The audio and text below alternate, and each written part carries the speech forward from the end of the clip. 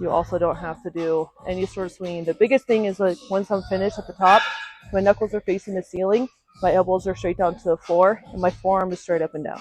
So as I'm bringing it back down, nice and easy, we're just not swinging, not doing anything crazy, controlling the weight up and down. What I'm also not doing is my elbows aren't going back behind me.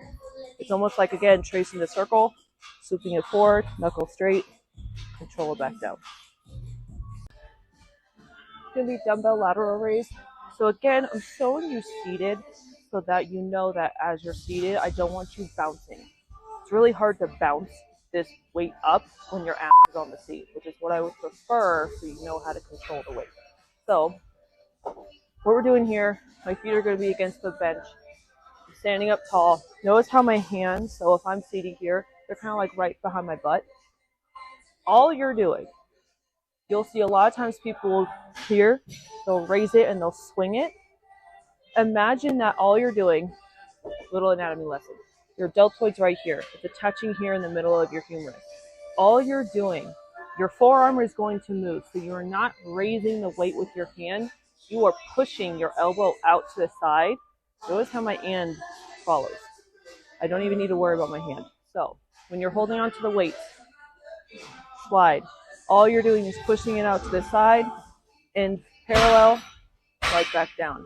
You can go a little bit higher as long as you don't shrug. So my shoulders are down and I'm coming right here. My shoulders are not shrugging. That is the biggest key. So if you can't control that weight up to just past parallel, then you need to lower the weight so you can control it up, right back here, control it right back down. I am imagining that I'm swinging my arms long, trying to touch either wall and come back down. I'm not here. I'm not swinging it like a it's a controlled movement. It's pause, right back down. And again, if you cannot control the weight up or down, lower the weight, control the rep. You will get stronger. You will be able to raise heavier. I will not go personally above 15 pounds. So as a female, you could start with like 5 to 5.5, or 7.5. I just did 10. My shoulders are already burning just from doing that. Seated dumbbell shoulder press. So again, you can do this standing as long as you're not arching your back. So the weight can get heavy whereas you're performing this. So if you notice too, the first thing I do is I get these dumbbells to touch my shoulder and my elbows are slightly in front. So this is the angle that my elbows are. They're not all the way back here. They're right here at this little scapular angle. All you're doing from here, so my wrists are not weak. Long story short, if you're going to punch someone, you want this wrist straight. So if you punch someone like this, you're going to break your wrist. So same rule apply when you are doing the dumbbell shoulder press. Everything is here, knuckles to the ceiling. You're just punching straight up to the ceiling. What I'm not trying to do, I'm not trying to touch. You notice how as I touch, my shoulders shrug. You don't want that. Keep the shoulders down, lock out the elbows, slide it back down right here. As long as your forearms stay straight up and down to the ceiling, you could bring your elbows as low as you want. As long as they're not falling forward, as long as they're not falling back, they're straight up and down. Punch the ceiling, slide it back down. Punch the ceiling, slide it back down. If you notice that you're arching your back, lower the weight so you can control the weight. Glute bridge. So I'm using a bench because there may be a gym that you have that maybe you don't have an actual glute bridge machine, but it's going to be the same principles for everything, okay? So as I set myself up, I get my butt nice and close. As I'm sitting here, I'm physically putting my shoulder, like the bottom of my shoulder blades, the little tip right here, onto the actual bench itself.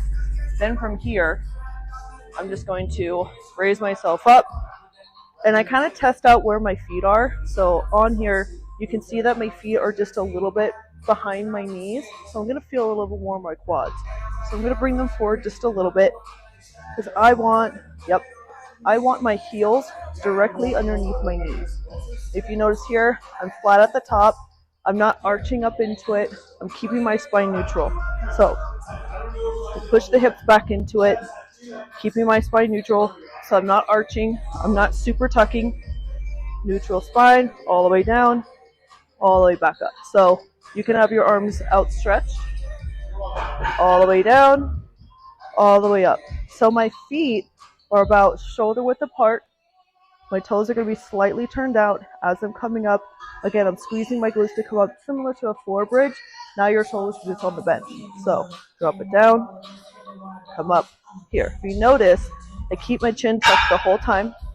It's kind of like a teeter-totter. So my back is the central part of the teeter-totter. I teeter-totter down, I come up, all in one motion. So I'm not doing like one of these. You could do this one, but not for this particular one. So keep chin tucked, drop it down, come up, squeeze. Drop down, come up, squeeze. Rib cage is down, chin is tucked.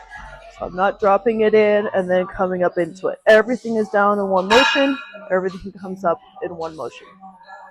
Bench push-up here. So a lot of people will say, girl, push-ups are when your knees are on the ground, but honestly, it's not nearly as good of an exercise as being on this bench. The lower the bench, the more of a natural push-up it's going to be. So you want to make sure your core and your glutes or everything is engaged. So this is going to be the same setup as if you're on the floor. Your hands are going to be just outside your shoulders here.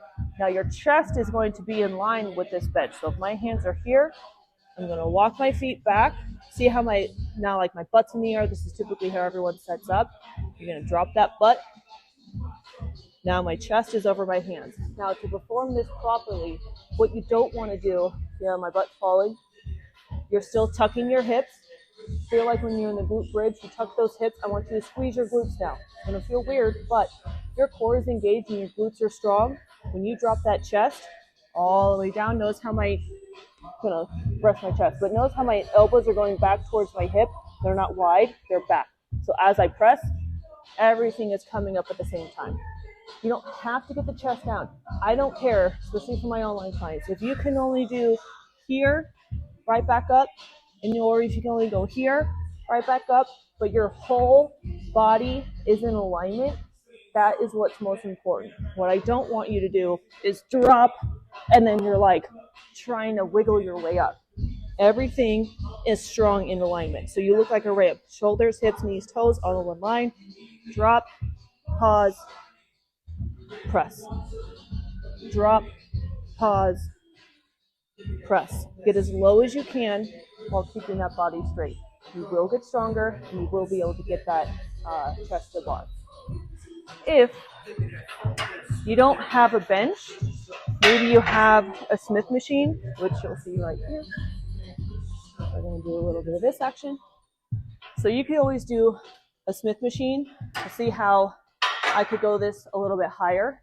Now my body is higher and I can practice this push-up at a higher angle to make it easier. Then I could go to a lower angle like a bench